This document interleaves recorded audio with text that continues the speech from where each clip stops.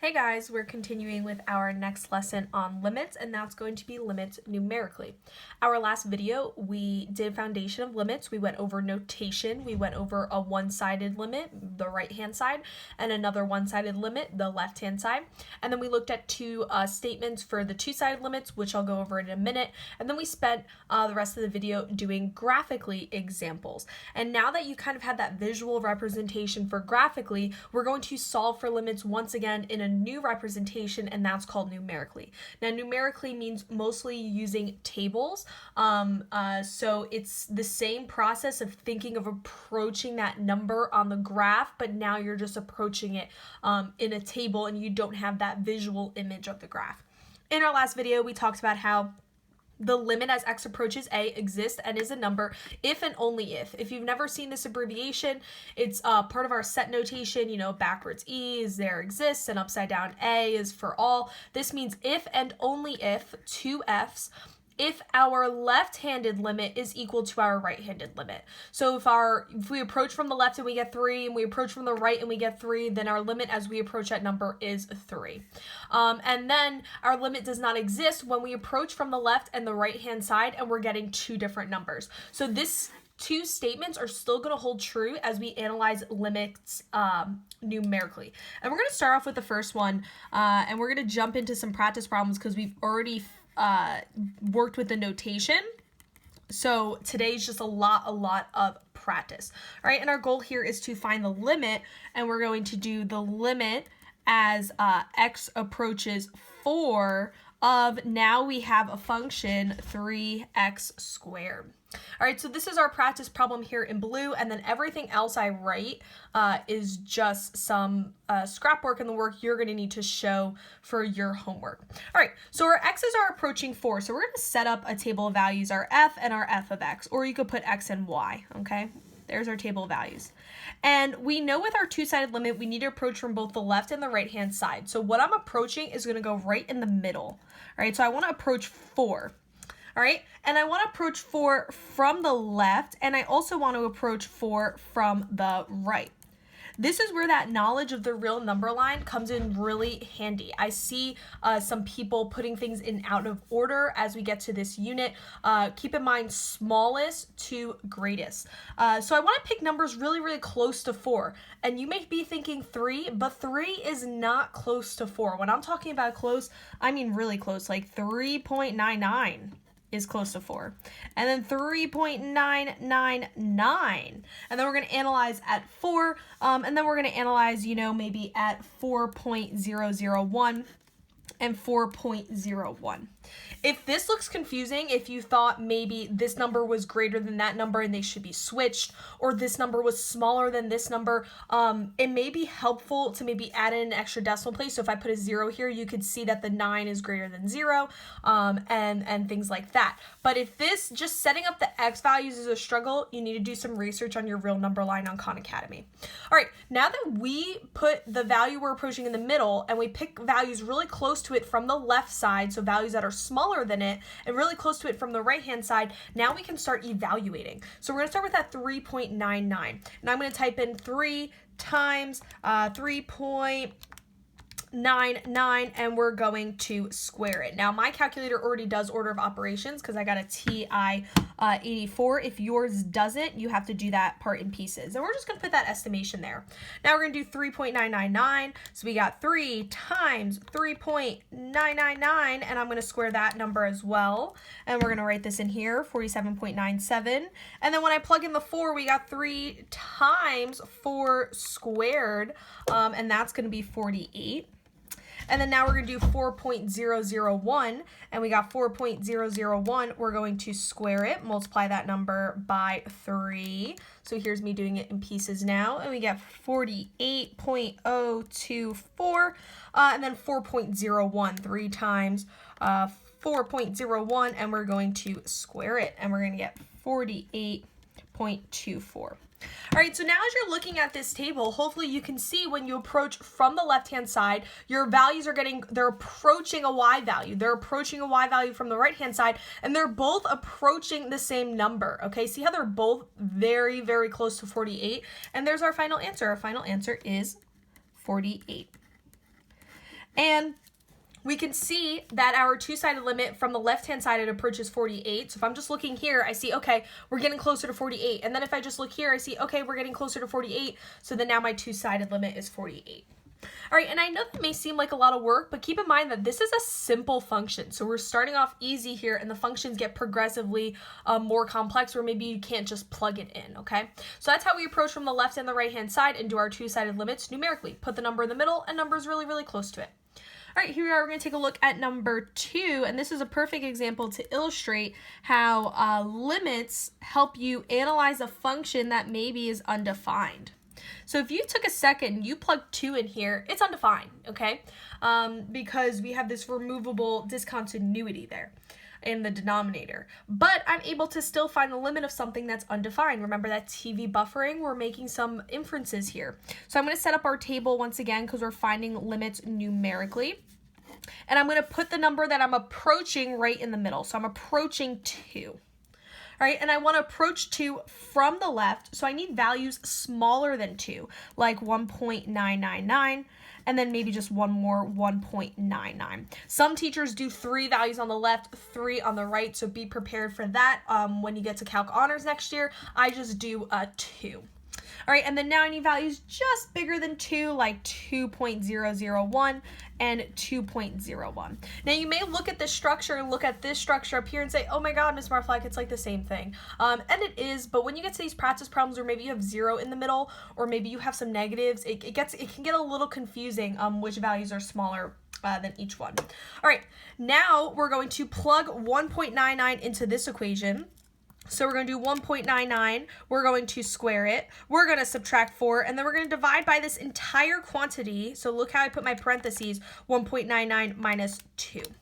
And then there we are, there's our answer, 3.99. And then I can plug in now with the 3 9s, 1, 2, 3.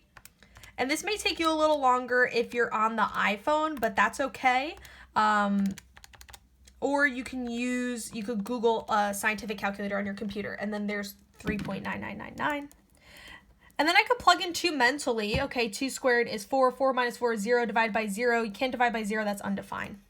All right, and then now I'm going to plug in 2 zeros and a 1. So we have 2.001, and we're going to square it, and we're going to subtract 4. And then I'm going to divide by 2.001, and I'm going to subtract that 2, and we get just a little bit bigger than this number 4. And then now for the last one here, we got 2.01. We're going to square it. We're going to subtract 4 and divide by that whole quantity and subtract 2, and then there we go. We get 4.01. All right, and then when you're looking here at this function, as I approach from the left, my y values are getting closer to this number 4, and when I approach from the right-hand side, my y values are getting closer and closer to 4. So my answer here is 4. As our limit approaches 2, our values are getting closer to 4, and as we approach 2 from the right-hand side, they get closer to 4. Our left and right-hand sides are equal. So if you'd like, you could write it like this, okay? As we approach from the left, so I'm just showing some extra notation here. You don't need to do this work. It's equal to 4. As I approach from my right-hand side, it is equal to 4. All right, and then that's why the two-sided limit is equal to 4. But f of 2 is undefined. It's not equal to 4. And then we saw what that kind of looked like on the graph, right? We saw that maybe it's an asymptote or a jump there or something going on that makes us undefined at that point. All right, we're going to take a look at another one, and this one's going to be a fun one. This one is going to be a trig function. So we're at the pre-calc honors level, so we're not just doing maybe simpler functions like this. Trigonometry are also functions. All right, we're going to be approaching 0, so I'm going to put in my x, my f of x here, and I'm approaching 0. And I want to approach 0 from 2 sides. I want to approach it from the left. So I have to think about numbers that are just smaller than 0. Negative 0.9 is not just smaller than 0. This is a big mistake I see. That's actually closer to negative 1 than it is to 0. So a value that's just smaller than 0 is 0.01 we can do. and then negative 0.01. So 2 zeros and then a 1, and then 1 0 and a 1. And then I wish I didn't make that little mistake, but that's okay. And then here we are. Here's our other side. So the negatives are a reflection of the positives. So once you have a negative number, it's no longer that 0.99. So you really need to just take a minute and think about the real number line and think about what's closer to 0. If you have to draw a picture, that's okay. Here's 0, here's 1, right? Okay, so right here would be 0.9. Okay, this would be 0.1. So I need to get something close to 0. So that gives me that side. And then same thing here. If this is negative 1, then here's negative 0.9. So then right here would be negative 0.1. Okay, so you got to think about that real number line to kind of help you out here. All right, and then another important thing as we're working with our trig functions is to make sure that our calculator is in radians. Mine wasn't. Okay, so I'm changing this to radians now. We're going to plug in sine of negative 0.01, and we're going to divide that by our x value, which is negative 0.01. And we're going to get here a positive 1. I think my calculator rounded. That's okay there. We're getting a positive 1. It should be like a 0.999999999 and so on. Okay, but that's okay. So if you got 0.9999999, you're right. Okay. Sine of negative, I keep putting extra parentheses, of negative 0.001, and then we're going to divide that by negative 0.001, and we get that positive 1 again. And then let's plug in 0. Do I need a calculator for this? No. Okay, I plug in 0, and I see that 0 is in the denominator, and that is going to be undefined. All right, and then when I plug in 0.001, I have sine of 0.001, and we're going to divide that by 0.001, and we're going to get 1 here, and then I'm going to save us the trouble when you plug this one in, you're going to get 1, 2, or 0.9999. So you can see as you approach from the left, you're getting 1. As you approach from the right, you're getting 1. So your final answer here is equal to 1. All right, we're going to move on to a worksheet now. So we saw an example of where we have some undefineds in the middle, and we did a trig example, approaching from the left and the right. And then here we are, we're going to move on to a new sheet, and I'm going to upload a blank copy of this sheet, but you really don't need the blank copy, okay? You don't need to print it out. It's not necessary, but if you do have a printer, go for it. Okay, could be nice to kind of have these notes laid out very clean for you. If you don't have a printer, go ahead and write this in your notebook. Now I'm going to do something real quick. I'm just going to cross out those extra boxes that I was talking about.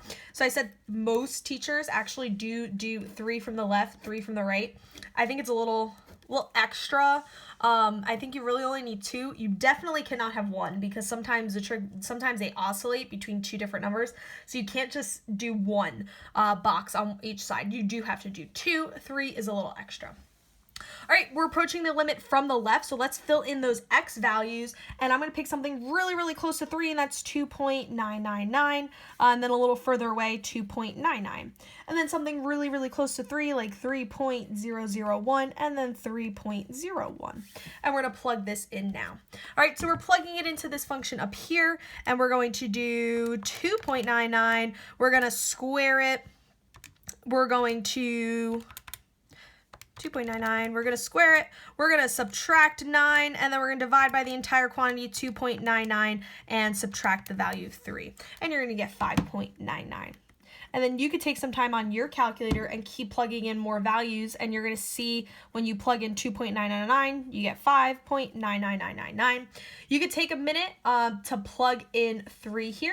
When I plug in 3, I get 3 minus 3 in the denominator, which is 0, so that middle is undefined. And then I'll plug this one in for us. Let's do 3.001, and we're going to square that value.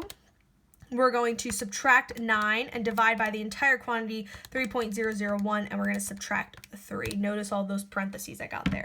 And our value here is 6.001, and then this is 6.01. And then as you approach from the left and from the right, so our two-sided limit here is going to be 6. You can see these values are getting closer to 6, and these values are getting closer and closer to 6. All right, number 2 is a fun one. And let's get started here. I'm picking values really, really close to 2, like 1.999, 1.99. Those values are on the left of 2, and then just above 2, and then a little further away from 2. So all of these values should go from least two greatest, okay? Now we're going to plug them in. So here I am starting off with the first one, and that's going to be here that I'm going to, oh, this is not the fun one, it's the next one. Okay, this one's not as fun. Number 3 is more fun, but this one's not as much fun. But this is a piecewise function.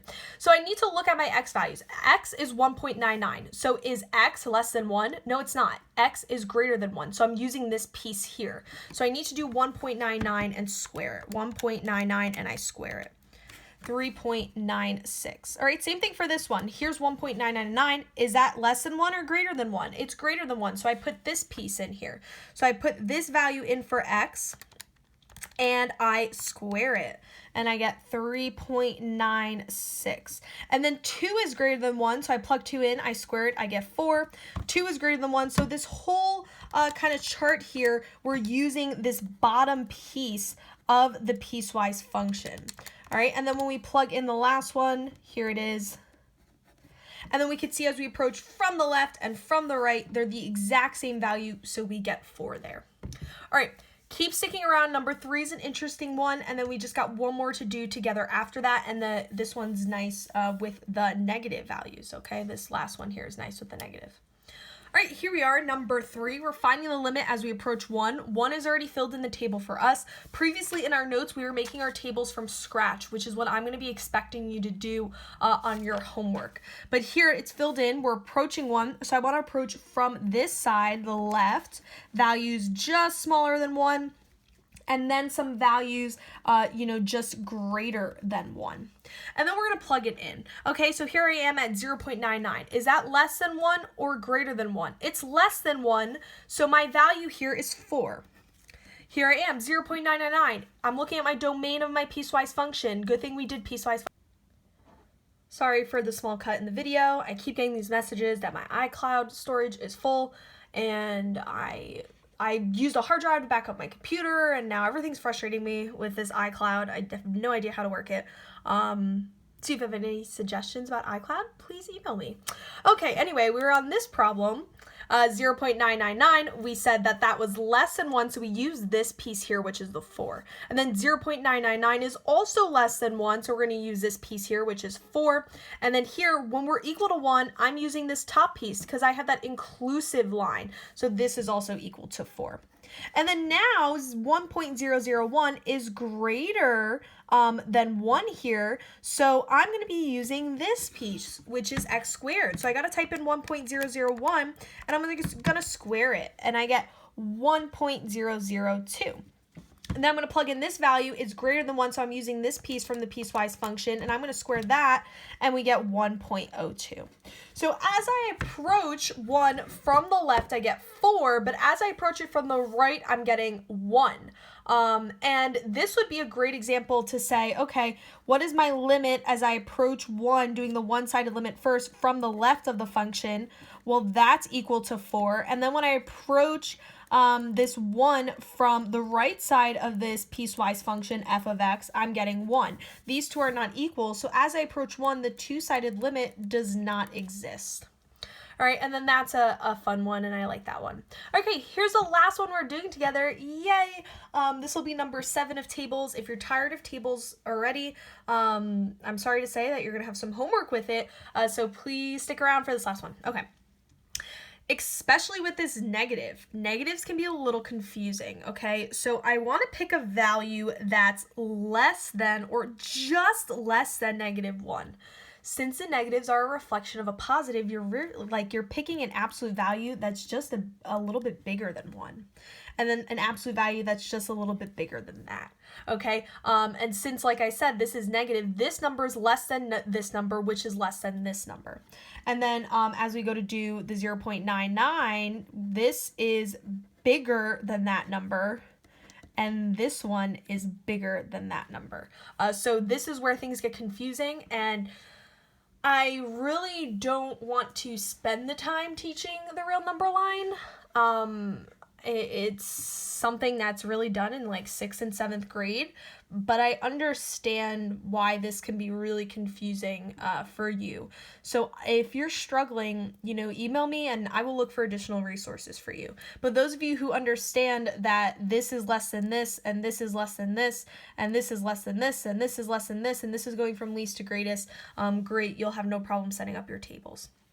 All right, now our function is this kind of quadratic looking thing, and we're going to start with our negative 1.1, 1.01, and we're going to plug it into our function, and we're going to add 2 times negative 1.01, and then we're going to subtract 4 from that answer, and we're going to get negative 4.99.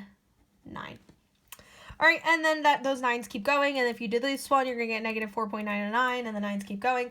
And then when you plug in negative 1 here, let's do that mentally, you get positive 1 minus 2 is negative 1 minus 4 is negative 5. All right, and then let's plug in 1 from this side. We're going to have negative 0.0999, and we're going to square that. We're going to add 2 times negative 0.999. And then we're going to finally subtract 4, and we're going to get here, ooh, what did I get? That's not right. Let's see. Double checking with my parentheses, negative 0.999. We're going to square that answer. We're going to add 2 times negative 0.999, and then we're going to subtract 4. And we're going to get negative 5.00000. And then when you do this one, we'll plug this last one in here. Negative 0.99. We're going to square it. We're going to add 2 times negative 0.99. And then we're going to subtract 4. And we get negative 4.999. Okay, so we can see as we approach from the left, we're approaching, we're getting closer to negative 5. And as we approach from the right-hand side, we're getting closer and closer to negative 5. And there's our limit, negative 5. All right, that's it for limits numerically. If you have any questions, please email me. We did 7 examples together, which I'm really proud of. And be careful picking the negative values. It can be a little confusing, like this one. And be careful when you see some piecewise functions. And then, you know, make sure you're plugging all these values in on your calculator. I definitely did it before I did the video and while I was doing the video, so you can do it too.